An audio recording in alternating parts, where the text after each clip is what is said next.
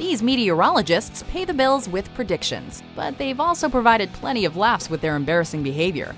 Welcome to WatchMojo.com, and today we're counting down our picks for the top 10 Weatherman fails. As we go back to... Before we begin, we publish new videos every day, so be sure to subscribe for more great content. For this list, we're looking at weathermen and weatherwomen that have failed hard on camera, whether it's with the forecast itself or with random surprises. It's a big problem. Then as we check the movie... Number 10, weather map struggles. Yeah, Nice it's all wall part back of there. it's all part of our Don't Let This Happen to You program. It's not often you'll find dead air during a news broadcast, but a weather map fail can silence the entire production. For this NBC Washington report, the meteorologist stays cool for a brief moment, but he soon begins rambling once his ticker displays the wrong sequence. I know what happened here. We've gotten into the wrong sequence. And while it's one thing to frantically improvise, this gentleman leaves the screen entirely, leaving viewers with a live feed of a random office shot. Hang on one brief second, and I just need to load this other sequence up. It's all over within a matter of seconds, but this struggling weatherman failed hard by refusing to ask for help and jaunting off, if only for a hot tick. Yeah, pretty rough there. I was afraid you push the button again, we're going to end up in your bedroom. I know, it's going to zing, pow, out of the studio we go. Who knows, right? Number 9, weather camera arachnophobia. And for our area, so oh my gosh, that was creepy. For the most part, news reporters are known for their suave on-screen presence. But for Canadian meteorologist Christy Gordon, well, she freaked out to the fullest when a massive spider appeared in her broadcast, even though it was actually just poking around on the station's weather camera. I can't stand it. Just the visual alone took this weatherwoman off camera. And despite the emotional support of coworkers, or lack thereof, she still just can't shake it off and keep it together. See, this is what happens when meteorologists have a sizable wrench or a large spider thrown into their daily routine. Number 8, the Great Storm Fail. In 1987, a few hours before England was hit with the worst storm in 300 years, a cheeky weatherman named Michael Fish brushed off warnings of the impending storm. Earlier on today, apparently, a woman rang the BBC and said she heard that there was a hurricane on the way. Well, if you're watching, don't worry, there isn't. In actuality, it would go on to become a devastating cyclone. But Mr. Fish didn't seem all too concerned or even aware of what seemed to be transpiring. After the fact, Fish claimed there was no actual female caller, as he was giving a secret shout-out to his mother, who was anticipating a hurricane in Florida. Well, I can shift the blame even more, actually, onto Bill Giles. Oh. Of course, given that Fish worked in southern England, well, his story doesn't quite add up. So once the Great Storm commenced and actually killed between 19 and 22 people, Fish's opening line became a legendary weatherman fail. Because as far as I was concerned, I'd presented a pretty good forecast. Number 7, weatherman owned by Mother Nature. Given the infamously long and cold winter conditions of Green Bay, Wisconsin, one may expect local meteorologists to be fully prepared for slippery live feeds. But here's a weatherman that got too caught up in the surrounding snowplows and tumbled rather hard.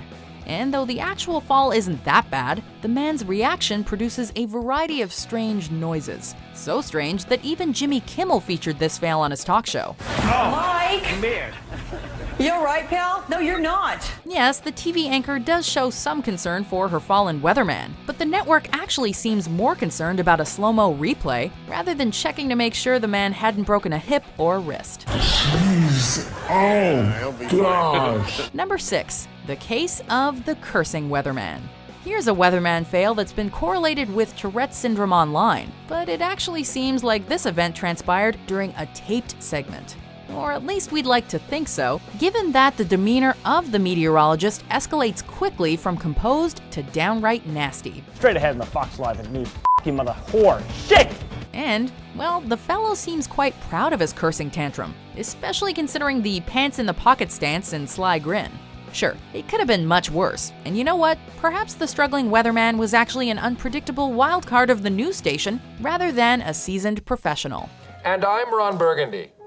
Go f*** yourself, San Diego. Number 5, the weatherman and the cockroach. We'll be getting in on the heavier rainfall, and eventually that should Florida weatherman Justin Mosley is one dapper dude. He's got the suit and tie working to his advantage, along with a sharp haircut.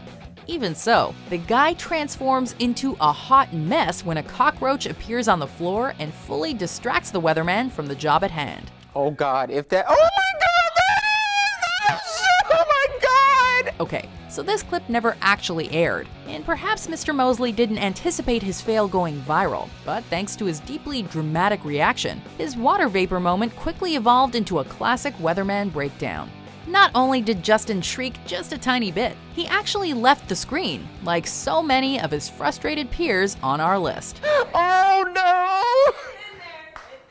Right at the wall for me! Number 4, BBC in the buckets of sea. So here's what you call a Freudian slip. During a weekend broadcast, the BBC's Alex Deakin seems to be cruising along, even referencing a lovely winter's day. But rather than communicating the concept of sunshine, the weatherman instead references buckets of sea. By and large, though, it is simply a lovely winter's day tomorrow. Bucket loads of sunshine across central and eastern areas. Fortunately, Mr. Deakin glossed over his prediction fail, and he actually tweeted about his embarrassment after the fact. And while some broadcasters lose their minds over cockroaches, this gentleman had his mind on something else. But he still managed to get the job done anyway. Just another day at the BBC. Bucket loads of sunshine across central and eastern areas. Number 3, Mr. Hankey interrupts the news. Howdy-ho, folks! Houston, we have a problem. And his name is Mr. Hankey. In one of the more heartbreaking weatherman fails, this gentleman doesn't actually appear on camera right away, but he then emerges as something clearly begins to take over his thoughts. Not a lot going on here. You can see pretty clear, a lot of high pressure moving through our area. And it's not the Doppler radar or even the Christmas Day forecast. It's the rumbling in his belly, which actually makes him keel over at one point. And we're having a little bit of Christmas, lots of snow and flurries, windy conditions on the Pacific Northwest. And once you keel over that first time, everybody knows that it's only gonna get worse. And it certainly does for this weatherman. And so, he just throws in the towel, so to speak, fully aware that nature is calling for something more urgent. Oh, excuse me. We gotta go to break.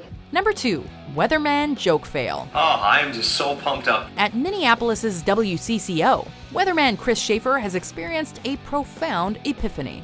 And given the smirk on his face, he seems pretty excited to talk about it. The Minnesota Vikings had just signed defensive end Jared Allen, who wears number 69. Angela, how about this for a tie-in? What number does Jared Allen wear on his jersey? 69. Oh, okay. What's the current temperature outside?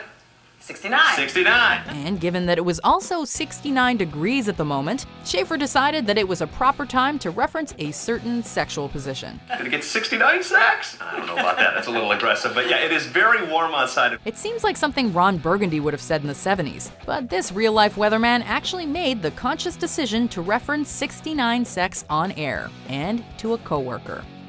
Before we unveil our number 1 pick, here are a few dishonorable mentions. Whoa! I am a smurf.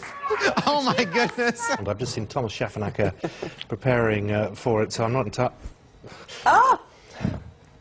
The biggest amount that I could find, almost as big as me, about 9 inches. Number 1, the pelican attack.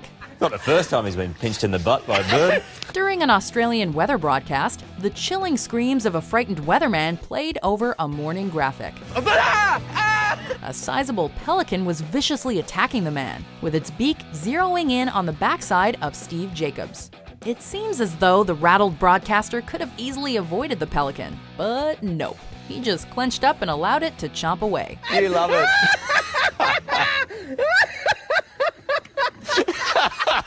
It's a hilarious weatherman moment, but it's unclear if Jacobs was playing it up, or if he was in fact legitimately traumatized to the point that he could only squeal and lean against the rocks.